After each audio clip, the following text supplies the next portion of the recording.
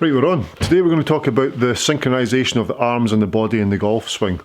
I've got Flightscope down here, ready to go, and I'm going to do some data on that. So we're going to do a couple of swings, disconnected arms from body, and a couple of swings connected with arms and body together. Also going to have a little drill, obviously, to make sure we can keep that connection between arms and body during the golf swing.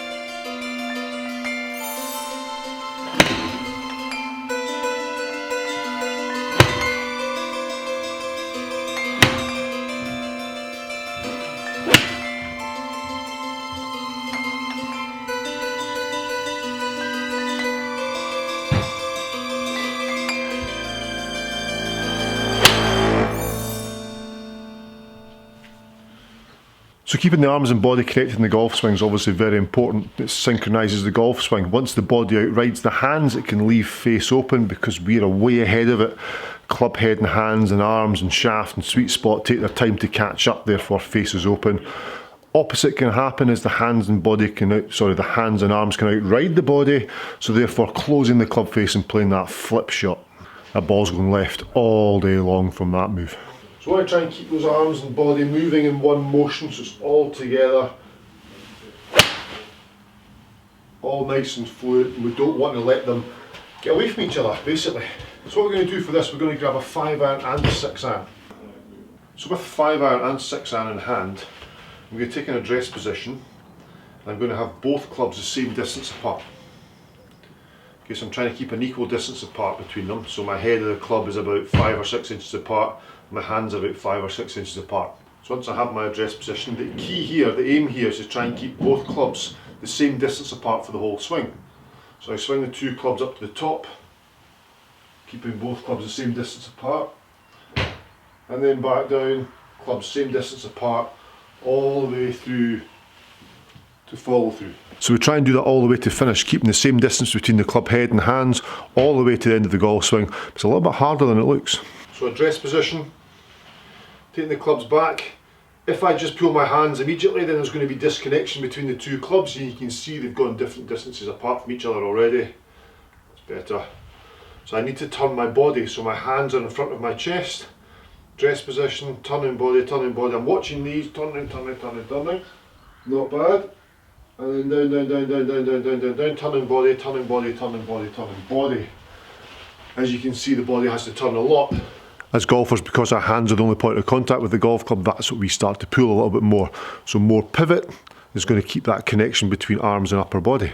So synchronization is what we're after. This is quite tricky, so nice light grip pressure. I'm going to do it a little bit faster this time, so I'm going to turn body. I'm still watching the club heads, so I can feel what's going on.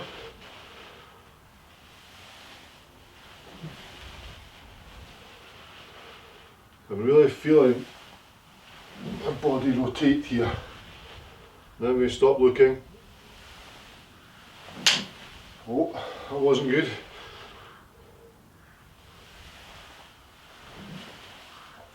Had to look again to feel it.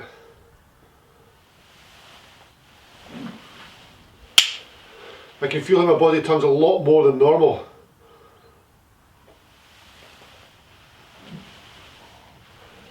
Good, so I haven't done the drill, I can now speed it up, try and feel them back through. That's it. Connection between upper body and arms. Synchronization of everything. That feels good.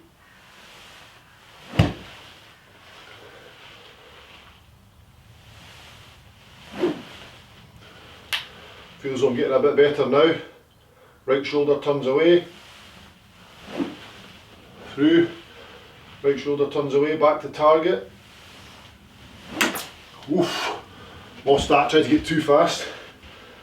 Okay, so the hands are out right in the body there. There. You'll feel when you do this that when you get to the top of your swing, the only way to deliver the clubs back down in front of the body is for the body to turn.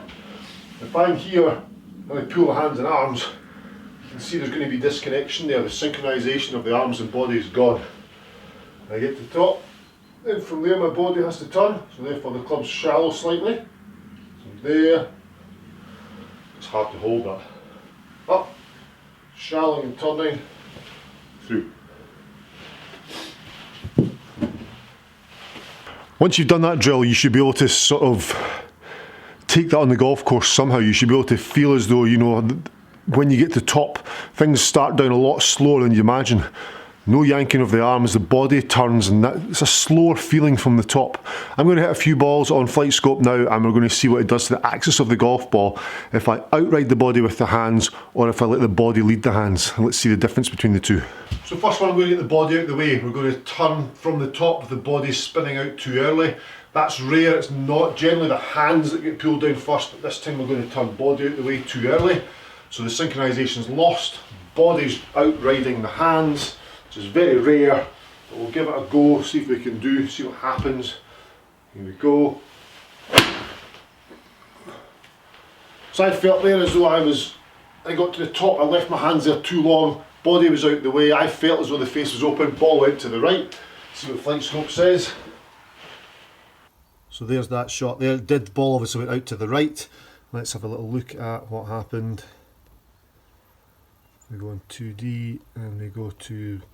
So there's the axis of the ball tilted 25.4 degrees right. So obviously by outriding the hands you can see that the axis of the golf ball was tilted from there dramatically because it left the club face wide open. So body outriding the hands, club face wide open, ball starts right, curves further right, face open, body too open, not great. This time we'll get to the top and we'll use the hands first. This is very common. Then people get up to the top and then from there they pull the hands down. Hands then outride the body, so they're there, body's still facing towards target, towards golf ball, and the hands have outridden it. There's a couple of things that can happen here.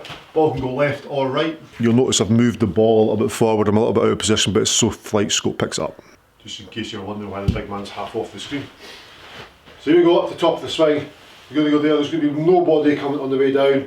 We're going to keep that pointing backwards if you like, and we're going to let the hands outride the body, so we're going to get to the top and we're going to yank it. Okay, so here we go. This is not me.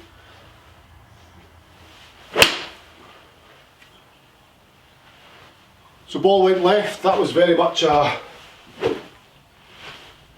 one of those. I'm sure you've seen it all before. Let's have a little look on Flightscope as to what happened with that. So there we go, yes, as you can see, ball went left. Ball went very left. Let's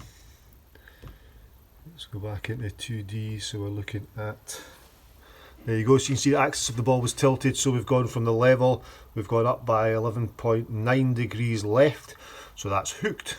So that ball started left and curved further left because it was all hands, got to the top of swing and then the hands came down and delivering the club face like so. Left ball, further left ball. One before, we got up here, body turned out the way, left the face open, ball right, further right. Both came out the middle though. This time we're going to do the same, we're going to do that yanking thing again. Okay, just to show you what can happen. So if there's less flip, if we don't flip it as we yank it, so the body's not turned and we don't get that flip, we can easily leave the face open. That's very, very common. Common? That's very, very common. So people come down, get to there, come down, down, down, down, down, body's not turning, and cut across with the face square to target or open to target, but the path's going so far left because it's all hands, therefore it slices, and it'll be interesting to see what it does to the axis of the golf ball. I'm assuming it tilts it right there, up to there, and it's just hands pulled down and not flipped over. And there's no body getting through at all, so there's no synchronisation whatsoever between hands and arms. Let's have a look at that one. So not quite as bad, but certainly missed target to the right. Looking in. Here we go, yep. So from the level we've gone to 14.1 right. Now let's do the drill again. Try to feel some synchronisation from the top. Clubs together. Body's much more pivot driven, the hands are much slower. There, body turns and then hands are coming with it. Body turns and hands come with it.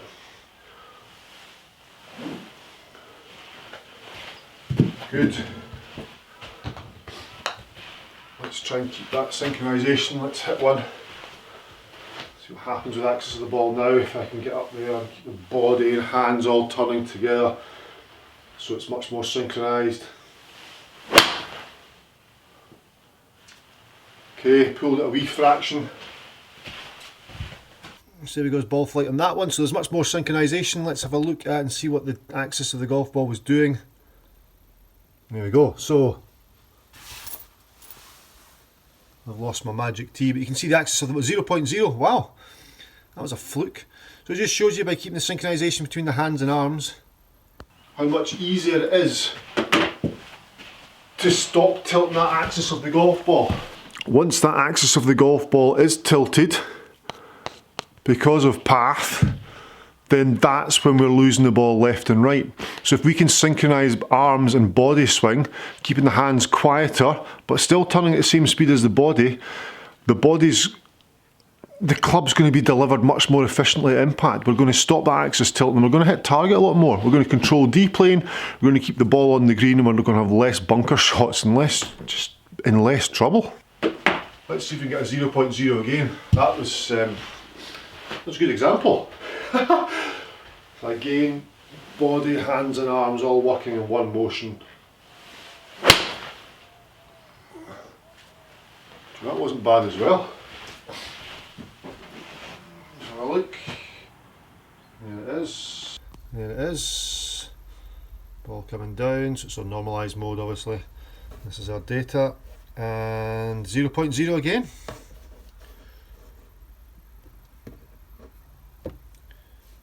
Back to the shot. There it is, 79175.6.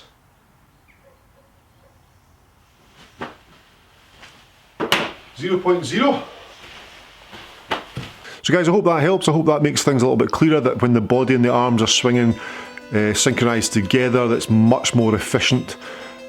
Let's not try and let the hands outride the body or get the body out the way. A lot of people think we've got to get the body out the way to drop the club inside, which we do in a way, but if we can synchronise it all together, that just demonstrates there that we can get 0.0. Not every time though. Just before I go, I'm assuming everyone's seen the video for how to win the Epic Flash. It was 2 videos ago after this one, and it's all you got to do is subscribe to the channel, like the video, the Epic Flash video, and tag 2 of your pals on Twitter to try and spin this round a little bit, and you could win the Epic Flash. What a prize. What a prize.